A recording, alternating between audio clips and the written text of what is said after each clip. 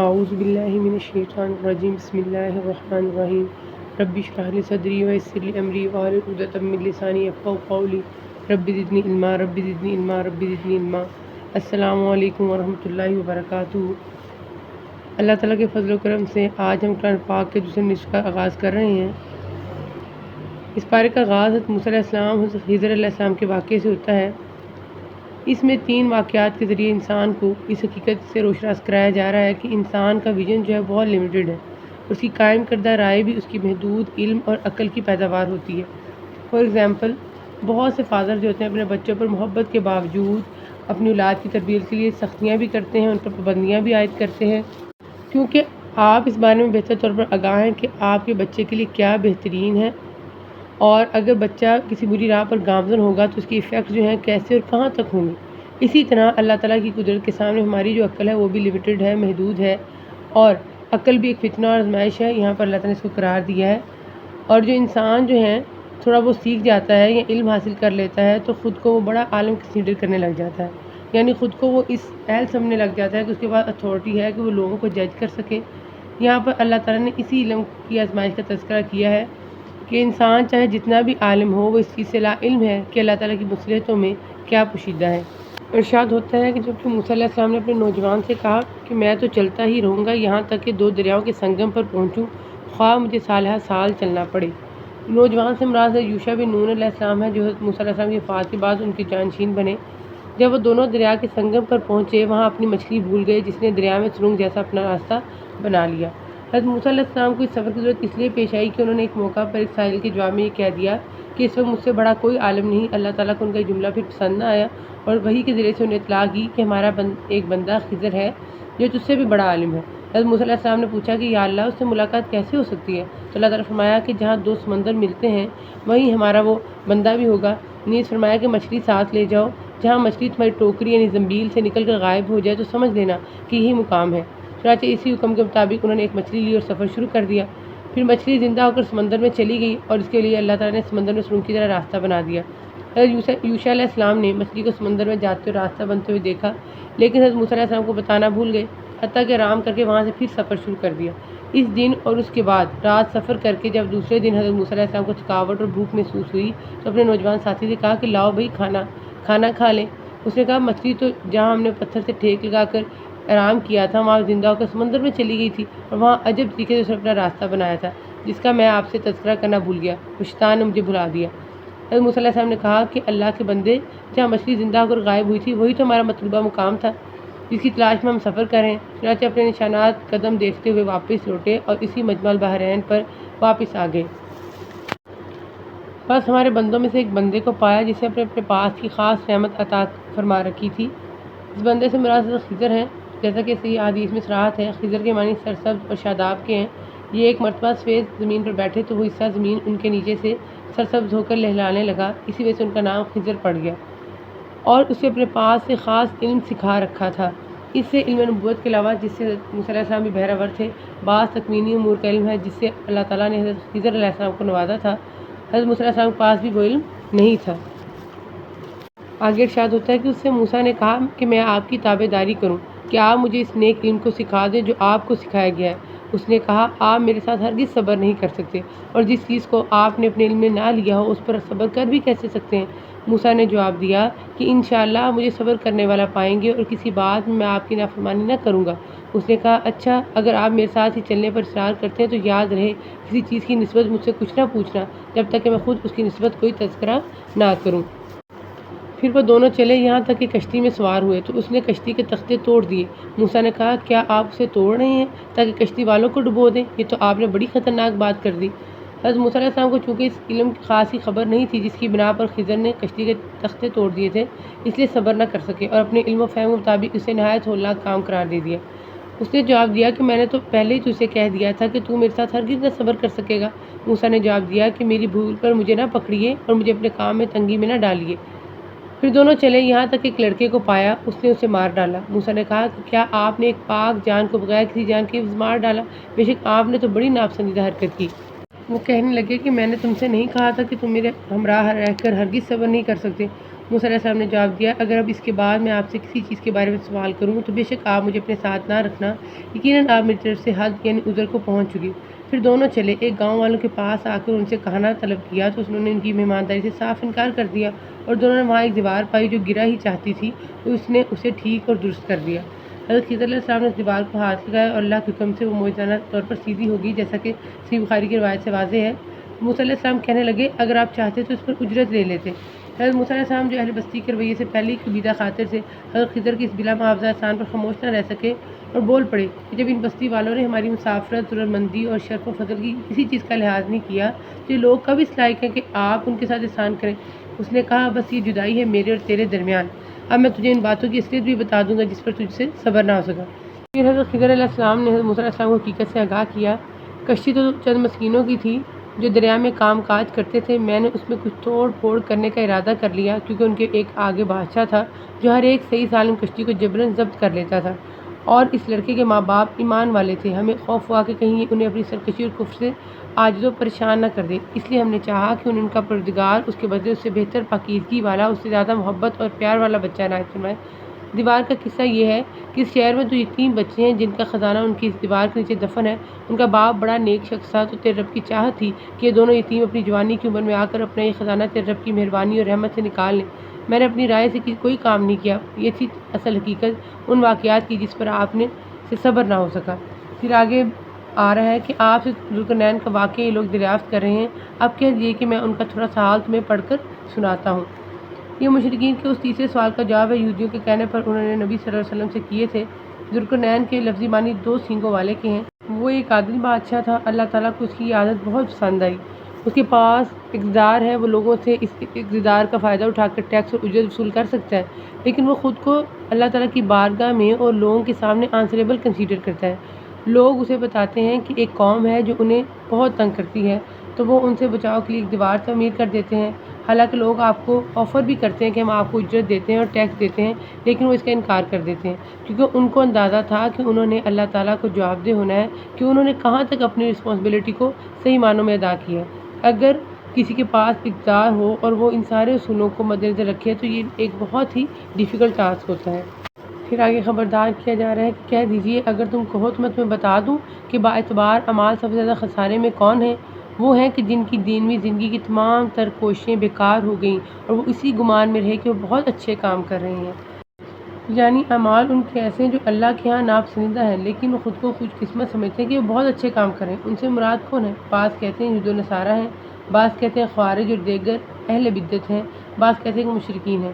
صحیح بات یہ ہے کہ آیت عام ہے جس میں ہر وہ فرد اور گروہ شامل ہے جس کے اندر مذکورہ صفات ہوں گی۔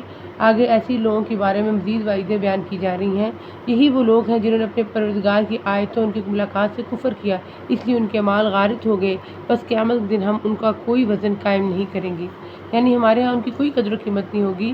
یہ مطلب ہے کہ ہم ان کے لیے میزان کا استعمال ہی نہیں کریں گے کہ جس میں ان کے اعمال تولے جائیں، اس لیے کہ اعمال تو ان موحدین کے تولے جائیں گے جن کے نامہ اعمال میں نیکیاں اور برائیاں دونوں ہوں گی، جبکہ ان کے نامہ اعمال حسنات سے بالکل خالی ہوں گے۔ جس طرح حدیث میں آتا ہے کہ قیامت والے دن موٹا تازہ آدمی آئے گا، اللہ کے اس کا اتنا وزن ہوگا جتنا مچھر کے پر کا ہوتا ہے۔ پھر آپ صلی اللہ علیہ وسلم نے اسی آیت کی تلاوت فرمائی، حال یہ ہے کہ ان کا بدلہ جہنم ہے کیونکہ انہوں نے کفر کیا اور میری آیتوں اور میرے رسولوں کو مذاق میں اڑایا۔ اس صورت میں اللہ تعالیٰ نے چار مختلف آزمائشوں کا تذکرہ کیا ہے کہ جب یہ چار چیزیں کسی کے پاس ہوں تو کس طرح اس کے لیے آزمائش کی شکل اختیار کر لیتی ہیں۔ سب سے پہلے عقیدہ ہے، یعنی توحید پر پیدا ہوتے ہیں تو جان سے بڑھ کر اس عقیدے کی قدر کرنا، اس کو مقدم سمجھنا، اس میں شرکی شمولیت سے بچنا، اس پر مضبوطی سے قائم رہنا، یہ بھی آزمائش ہے۔ اور دوسری آزمائش مال ہے، کیونکہ اللہ تعالیٰ بعض اوقات مال دے کر بعض اوقات لے کر آزماتے ہیں۔ اسی سلسلے میں اللہ تعالیٰ نے دو باغ والوں کا قصہ بھی ڈسکرائب کیا کہ ایک نے اللہ تعالیٰ پر بھروسہ کیا جبکہ دوسرے نے اپنی طاقت اور گھمنڈ کو کافی سمجھا۔ اور تیسری آزمائش ہے علم کی آزمائش، کہ انسان جب تھوڑا سا علم حاصل کر لیتا ہے تو وہ سمجھتا ہے کہ میں نے سب کچھ حاصل کر لیا ہے، سب کچھ سیکھ لیا ہے، اور اللہ تعالیٰ کو وہ دین میں شک کا ذریعہ بنا لیتا ہے۔ اللہ تعالیٰ کہہ رہے ہیں کہ تمہارا جو محدود علم ہے وہ کائنات کے علم سے کم ہے، لہٰذا وہ اس کا احاطہ نہیں کر سکتا۔ اور چوتھی آزمائش ہے طاقت کی آزمائش، یعنی اگر آپ کے پاس طاقت کا عہدہ ہے اور آپ اس کو صحیح طور پر استعمال کر رہے ہیں اور لوگوں پر بے جا ظلم کرنے کی بجائے ان کو ان کے حق دے رہے ہیں، اس طاقت کے باوجود جو ہے انکساری پر قائم رہنا اور اللہ تعالیٰ سے ڈرنا، یہ بھی ایک آزمائش ہے۔ اور پھر دوسرے رباع کے آغاز کے ساتھ سورۃ مریم کا آغاز ہو جاتا ہے۔ بسم اللہ الرحمن الرحیم۔ یہ مکی صورت ہے، اس میں 98 آیتیں اور 6 رکوع ہیں۔ اس صورت میں بہت سے انبیاء کرام علیہ السلام کا ذکر آتا ہے۔ اس کا آغاز حضرت زکریا علیہ السلام کی اللہ تعالیٰ کی بارگاہ میں کی جانے والی دعا سے ہوتا ہے، جبکہ اس نے اپنے رب سے چھپکے دعا کی تھی کہ تو مجھے اپنے پاس سے وارث عطا فرما جو میرا بھی وارث ہو اور یعقوب علیہ السلام کے خاندان کا بھی جانشین، اور میرے رب تجھے مقبول بندہ بنا لے۔ تو اللہ تعالیٰ نے کہا کہ زکریا ہم تجھے ایک بچی کی خوشخبری دیتے ہیں جس کا نام یحییٰ ہے، ہم نے اس سے پہلے اس کا ہم نام بھی کسی کو نہیں کیا۔ یعنی اللہ تعالیٰ نے نہ صرف دعا قبول فرمائی بلکہ اس کا نام بھی تجویز فرما دیا۔ پھر آگے ارشاد ہو رہا ہے، اس کتاب میں مریم کا بھی واقعہ بیان کر جبکہ وہ اپنے گھر کے لوگوں سے علیحدہ ہو کر مشرقی جانب آئیں۔ پھر اللہ تعالیٰ نے حضرت عیسیٰ علیہ السلام کی پیدائش کے دوران جو مشکلات تھیں ان کی والدہ نے فیس کی تھیں ان کا تذکرہ کیا ہے۔ اس کے ساتھ ساتھ عیسیٰ علیہ السلام کی پیدائش کے بعد عطا کی گئی نشانیوں کو بھی بیان کیا گیا ہے۔ آگے اللہ تعالیٰ کہہ رہے ہیں کہ اس کتاب میں ابراہیم علیہ السلام کا قصہ بیان کر، بے شک وہ بڑی سچائی والے پیغمبر تھے۔ پھر ان کے والد کے مابین ہونے والے جو مکالمے کا ذکر کیا گیا ہے۔ پھر ان کے بعد حضرت موسیٰ علیہ السلام، حضرت اسماعیل علیہ السلام، حضرت ادریس علیہ السلام کا تذکرہ آتا ہے، اور پھر جتنے بھی انبیاء کرام علیہ السلام جو نبی کریم صلی اللہ علیہ وسلم تک آئے ان سب کا جو تبلیغ کا مین پوائنٹ تھا اور جو مقصد تھا وہ توحید تھا۔ اور پھر کہا جاتا ہے کہ یہی وہ انبیاء ہیں جن پر اللہ تعالیٰ نے فضل و کرم کیا جو اولاد آدم میں سے ہیں، ان لوگوں کی نسل سے جنہیں ہم نے نوح علیہ السلام کے ساتھ کشتی میں چڑھا لیا تھا، اور اولاد ابراہیم و یعقوب سے ہماری طرف سے راہ یافتہ اور ہمارے پسندیدہ لوگوں میں سے۔ ان کے سامنے جب اللہ رحمان کی آیتوں کی تلاوت کی جاتی تھی یہ سجدہ کرتے اور روتے گڑ گڑاتے گر پڑتے تھے۔ یعنی گویا اللہ کی آیات کو سن کر رکعت اور بقا کی کیفیت کا طاری ہو جانا اور عظمت الہی کے آگے سجدہ ریز ہو جانا بندگان الہی کی خاص علامت ہے۔ پھر ان کے بعد ایسے ناخلف پیدا ہوئے کہ انہوں نے نماز ضائع کر دی اور نفسانی خواہشوں کے پیچھے پڑ گئے، سو ان کا نقصان ان کے آگے آئے گا۔ انعام یافتہ بندگان الہی کا تذکرہ کرنے کے بعد ان لوگوں کا ذکر کیا جا رہا ہے جو ان کے برعکس اللہ کے احکام سے غفلت و اعراض کرنے والے ہیں۔ نماز کے ضائع کرنے سے مراد یا تو بالکل نماز کا ترک ہے، یعنی نماز چھوڑ دینا ہے جو کفر ہے، یا ان کے اوقات کو ضائع کرنا یعنی وقت میں نماز نہ پڑھنا، جب جی چاہا نماز پڑھ لی، یا بلا عذر اکٹھی کر کے پڑھنا، یا کبھی 2 کبھی 4 کبھی 1 اور کبھی 5 نمازیں۔ یہ بھی تمام صورتیں جو ہے نا نماز کو ضائع کرنے کی ہیں جن کا مرتکب سخت گناہگار اور آیت میں بیان کردہ وعید کا سزاوار ہو سکتا ہے۔ جب ہم جانشین والی اس آیت کو پڑھتے ہیں سنتے ہیں تو کیا ہم خود کے بارے میں تصور نہیں کرتے کہ ہم کیسے جانشین ہیں؟ کیا ہم قرآن پاک کا جو ہم پر حق ہے اسے ادا کر رہے ہیں؟ ہم نے جو ابھی اپنی آدھی زندگیاں گزار دی ہیں تو کیا ہم نے صحیح معنوں میں پراپر وے میں قرآن پاک کو پڑھا ہے، اس کی تعلیم حاصل کی ہے؟ حالانکہ اللہ تعالیٰ نے نبی صلی اللہ علیہ وسلم کی امت کو یہ فریضہ دیا ہے کہ اس کتاب کی تبلیغ کرنا، کیونکہ اللہ تعالیٰ نے کہا ہے نا کہ تم بہترین امت ہو جو نیکی کا حکومت کرتے ہو اور برائیوں سے روکتے ہو۔ یہ ہماری ذمہ داری ہے، تو کیا ہم نے اپنی جو ذمہ داری اللہ نے ہمیں دی اس کو پراپر بہترین طریقے سے انجام دیا ہے اور دے رہے ہیں؟ یہ کتاب جو صرف ہمارے لیے نہیں تھی کہ دن میں ایک دفعہ اس کو اٹھایا اور اٹھا کر ہم نے ایک مرتبہ اس کو کھول کر پڑھ لیں، اور کچھ لوگ رمضان میں اسے کھول کر تلاوت کر لیں اور بس اس کی تعلیمات کو خود تک محدود رکھیں، بلکہ اللہ تعالیٰ نے تو ہمارے اوپر یہ ذمہ داری عائد کی ہے نا کہ ہم نہ صرف خود پڑھنا ہے ہم نے اس کو، بلکہ اس کی دوسروں کو بھی تبلیغ کرنی ہے۔ صرف خود ہی اس پر عمل نہیں کرنا بلکہ دوسروں کو اس کی تعلیمات پہنچا کر ان سے عمل بھی کروانا ہے۔ یعنی اللہ تعالیٰ نے ہماری جو ڈیوٹیز لگائی تھیں کہ ہم نے انہیں ساتھ لے کر چلنا بھی ہے اور ساتھ ساتھ اس کو ادا بھی کرنا ہے، خود بھی عمل کرنا ہے اور دوسروں کو بھی کروانا ہے۔ پھر آگے ارشاد ہو رہا ہے، اور ہدایت یافتہ لوگوں کو اللہ تعالیٰ ہدایت میں بڑھاتا ہے۔ اس میں ایک دوسرے اصول کا ذکر آ جاتا ہے کہ جس طرح قرآن پاک سے جن کے دلوں میں کفر و شرک اور ضلالت کا روگ ہے ان کی شقاوت و ضلالت میں اور اضافہ ہو جاتا ہے، اسی طرح اہل ایمان کے جو دل ہے نا ان میں ایمان و ہدایت اور پختہ ہو جاتے ہیں۔ اس بات کو پہلے بھی ڈسکس کیا جا چکا ہے نا کہ جس راستے پر ہم گامزن ہونا چاہتے تھے تو اللہ تعالیٰ اس راستے پر ہمارا چلنا آسان کر دیتے ہیں، ہمارے لیے آسانیاں پیدا کر دیتے ہیں۔ دیکھیں ہم نے فیصلہ کیا کہ ہم اللہ تعالیٰ کی اس کتاب سے، اس قرآن پاک سے ایک مضبوط ریلیشن قائم کریں گے، اس سے جڑ کر رہیں گے، اس سے منسلک رہیں گے، تو اللہ تعالیٰ کی ذات جو ہے ایسی سچویشنز کریٹ کرتی ہے کہ ہم خود حیران اور پریشان رہ جاتے ہیں کہ دیکھیں ایک چھوٹی سی کوشش اور کاوش ہے نا ہماری کہ ہم دورہ قرآن کر رہے ہیں، سن رہے ہیں، سنا رہے ہیں، تو یہ بھی اللہ تعالیٰ نے ہماری رہنمائی کے لیے، ہماری ہدایت کے لیے ایک ریزن، ایک سبب بنایا ہے۔ انشاءاللہ ہم یہ عہد اور نیت کریں گے کہ ایسا نہیں ہوگا کہ رمضان میں جو ہم اب دورہ قرآن کر رہے ہیں، اس قرآن پاک سے خود کو ہم نے جوڑا ہوا ہے، منسلک کیا ہوا ہے، ایک ہمارا تعلق قائم ہوا ہوا ہے، جیسے یہ رمضان اور دورہ قرآن ختم ہوگا تو ہم پھر اگلے سال جا کر قرآن پاک کو اٹھائیں گے، ایسا نہیں، بلکہ ہم سب یہ عہد کریں گے، یہ نیت کریں گے کہ انشاءاللہ ہم اس قرآن پاک سے اپنا تعلق یوں ہی قائم رکھیں گے، اس راستے پر ہم قدم رکھ چکے ہیں تو انشاءاللہ ہم اخلاص کے ساتھ چلیں گے تو اللہ تعالیٰ کی نصرت اور مدد بھی جو ہمارے لیے موجود ہوگی۔ پھر تیسرے ربع کے آغاز کے ساتھ طٰہٰ کی ابتدا ہو جاتی ہے۔ بسم اللہ الرحمن الرحیم۔ یہ مکی صورت ہے، اس میں 135 آیتیں اور 8 رکوع ہیں۔ اس ربع کا جو موصلی حصہ ہے نا وہ حضرت موسیٰ علیہ السلام سے متعلق ہے کہ حضرت موسیٰ علیہ السلام کو جو رسپانسبلٹی دی گئیں اور جو ہدایات جاری کی گئیں ان کو اللہ تعالیٰ نے یہاں پہ ڈسکرائب کیا ہے۔ اللہ تعالیٰ حضرت موسیٰ علیہ السلام سے کلام فرما رہے ہیں۔ حضرت موسیٰ علیہ السلام تھوڑا سا پریشانی میں ہے اور اللہ تعالیٰ سے دعا کر رہے ہیں کہ رب اشرح لی صدری ویسر لی امری واحلل عقدۃ من لسانی یفقہوا قولی۔ اے میرے پروردگار، میرا سینہ میرے لیے کھول دے اور میرے کام کو مجھ پر آسان کر دے اور میری زبان کی گرہ بھی کھول دے تاکہ لوگ میری بات اچھی طرح سمجھ سکیں۔ پھر آگے آتا ہے کہ حضرت موسیٰ علیہ السلام نے فرعون کی شکل میں موجود اقتدار کو چیلنج کیا۔ جیسے ہم نے پہلے بھی پڑھا ہے کہ اگر ہم قرآن پاک کو صرف خود تک محدود رکھیں گے، دوسروں کو اسی تعلیمات سے آگاہی نہیں دیں گے، تو اس طرح تو قرآن پاک کا ایک بہت بڑا حصہ جیسا کہ پیچھے قصاص کا حکم آیا، بہت سی اسلامی سزاؤں کو ڈسکرائب کیا گیا، اسی طرح معاشرتی احکامات بیان کیے گئے، پھر سورۃ توبہ میں جنگ کے رولز اینڈ ریگولیشنز کو بھی ڈسکرائب کیا گیا۔ تو اس طرح قرآن پاک کے ایک بہت بڑے حصے پر انسان جو ہے وہ عمل سے محروم رہ جائیں گے۔ اگر قرآن پاک کا جو 2/3 پارٹ ہے وہ عملاً معطل ہے تو اس پر تو عمل ہی نہیں ہو پائے گا۔ تو انشاءاللہ جب ہم قرآن پاک کو ڈیٹیل میں پڑھیں گے تو ہمارے علم میں یہ بات آئے گی کہ ہر دور میں ہر نبی نے اس دور کے اقتدار کو چیلنج کیا اور اسی طرح موسیٰ علیہ السلام نے بھی کیا۔ پھر آگے آ رہا ہے کہ پس یہ لوگ آپس کے مشوروں میں مختلف رائے ہو گئے اور چھپ کے مشورہ کرنے لگے۔ حضرت موسیٰ علیہ السلام کے بعد سے ان میں باہم کچھ اختلاف ہوا اور بعض چھپ کے کہنے لگے کہ یہ واقعی اللہ تعالیٰ کا نبی نہ ہو، اس کی گفتگو تو جادوگر والوں نہیں پیغمبرانہ لگتی ہے۔ بعض نے اس کے برعکس رائے کا اظہار کیا۔ دو طرح کے رویوں کا تذکرہ آتا ہے کہ پہلے حضرت موسیٰ علیہ السلام خوفزدہ تھے، پھر اللہ تعالیٰ نے ان کی مدد کی۔ جادوگر پہلے آئے، انہیں تھا کہ ہم جو ہے حضرت موسیٰ علیہ السلام پر غلبہ حاصل کر لیں گے، اور جب حضرت موسیٰ علیہ السلام نے اپنے معجزے دکھائے تو پھر وہ جو جادوگر سے اللہ تعالیٰ کی رحمت سے اللہ تعالیٰ کی طرف پلٹ آئے۔ تو پھر فرعون کا بیہیویئر جو تھا اس کو دکھایا گیا کہ کس طاقت کے ذوم میں تھا۔ پھر اللہ تعالیٰ نے یہ دکھایا کہ کس طرح اللہ تعالیٰ نے اسے جو ہے دنیا کے لیے عبرت کا نشان بنا دیا۔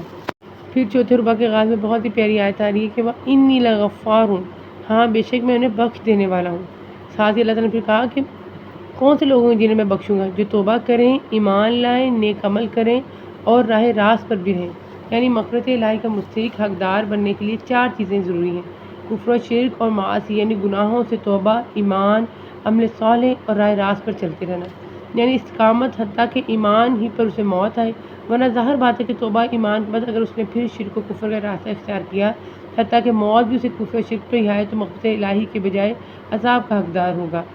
پھر آگے آتا ہے کہ حضرت موسیٰ علیہ السلام کے بعد سامری نامی شخص نے بنی اسرائیل کو بچھڑا پوجنے پر لگا دیا، جس کی اطلاع اللہ تعالیٰ نے طور پر موسیٰ علیہ السلام کو دی کہ سامری نے تیری قوم کو گمراہ کر دیا ہے۔ پھر اس کے بعد آگے اللہ تعالیٰ دنیا کی حقیقت سے روشناس کرا رہے ہیں اور فرما رہے ہیں کہ وہ آپس میں چھپ کے کہہ رہے ہوں گے ہم تو دنیا میں صرف 10 دن ہی رہے، یعنی شدت ہول دہشت کی وجہ سے ایک دوسرے سے چھپ کے باتیں کر رہے ہوں گے، اور جو کچھ وہ کہہ رہے ہوں گے اس کی حقیقت سے ہم باخبر ہیں۔ ان میں سب سے زیادہ اچھی راہ والا کہہ رہا ہوگا کہ تم تو صرف ایک ہی دن رہے، یعنی سب سے زیادہ عاقل اور سمجھدار یہ کہہ رہا ہوگا کہ دنیا کی زندگی انہیں چند دن بلکہ گھڑی 2 گھڑی کی محسوس ہوگی۔ جس طرح دوسرے مقام پر اللہ تعالیٰ سورۃ روم کی آیت نمبر 55 میں بھی ارشاد فرمایا ہے وَيَوْمَ تَقُومُ السَّاعَةُ يُقْسِمُ الْمُجْرِمُونَ مَا لَبِثُوا غَيْرَ سَاعَةٍ، جس دن قیامت برپا ہوگی کافر قسمیں کھا کر کہیں گے کہ وہ دنیا میں ایک گھڑی سے زیادہ نہیں رہے۔ یہی مضمون اور بھی متعدد جگہ بیان کیا گیا ہے، مثلا سورۃ فاطر کی آیت نمبر 37 میں، سورۃ المومنون کی آیت نمبر 112 to 114 میں، سورۃ النازعات وغیرہ۔ مطلب یہی ہے کہ فانی زندگی کو باقی رہنے والی زندگی پر ترجیح اور فوقیت نہ دی جائے۔ پھر آگے آدم علیہ السلام کا قصہ آ جاتا ہے، جو پھر ارشاد ہوتا ہے کہ جو ہدایت آپ کے رب کی طرف سے بھیجی گئی ہے اسے مضبوطی سے تھام لو، یہی ہدایت جو آپ کو جنت کے راستے پر لے کے جائے گی۔ ارشاد ہوتا ہے کہ ہم نے آدم کو پہلے ہی تاکیدی حکم دیا تھا لیکن وہ بھول گیا، ہم نے اس میں کوئی عزم نہیں پایا۔ پھر اس کے رب نے نوازا، اس کی توبہ قبول کی اور اس کی رہنمائی کی، فرمایا تم دونوں یہاں سے اتر جاؤ، تم آپس میں ایک دوسرے کے دشمن ہو، اب تمہارے پاس جب کبھی میری طرف سے ہدایت پہنچے تو جو میری ہدایت کی پیروی کرے نہ تو وہ بہکے گا نہ تکلیف میں پڑے گا۔ پھر آیت نمبر 130 میں اللہ تعالیٰ نماز کے اوقات کی طرف توجہ دلا رہے ہیں کہ بس ان کی باتوں پر صبر کر اور اپنے پروردگار کی تسبیح اور تعریف بیان کرتا رہے، سورج نکلنے سے پہلے اور اس کے ڈوبنے سے پہلے، رات کے مختلف وقتوں میں بھی اور دن کے حصوں میں بھی تسبیح کرتا رہے، بہت ممکن ہے کہ تو راضی ہو جائے۔ ساتھ ہی اللہ تعالیٰ یہ تاکید کر رہے ہیں کہ اپنے گھرانے کے لوگوں پر نماز کی تاکید رکھ اور خود بھی اس پر جمع رہے۔ اس خطاب میں ساری امت نبی صلی اللہ علیہ وسلم کے تابع ہے، یعنی مسلمان کے لیے ضروری ہے کہ خود بھی نماز کی پابندی کرے، اپنے گھر والوں کو بھی نماز کی تاکید کرے۔ اس کے بعد آج کی دعا دیکھ لیتے ہیں۔ ایک دعا تو سورۃ مریم کی آیت نمبر 4 ہے اور دوسری دعا جو ہے سورۃ طٰہٰ کی آیت نمبر 25 تا 28 ہے۔ رب اشرح لی صدری ویسر لی امری واحلل عقدۃ من لسانی یفقہوا قولی۔ اللہ تعالیٰ سے دعا ہے کہ ہمارا سینہ بھی اسلام کے لیے کھول دیں تاکہ ہم دین کی اور ہدایت کی بات کو بہتر طور پر سمجھ سکیں، اس پر عمل کر سکیں۔ وآخر دعوانا ان الحمد للہ رب العالمین۔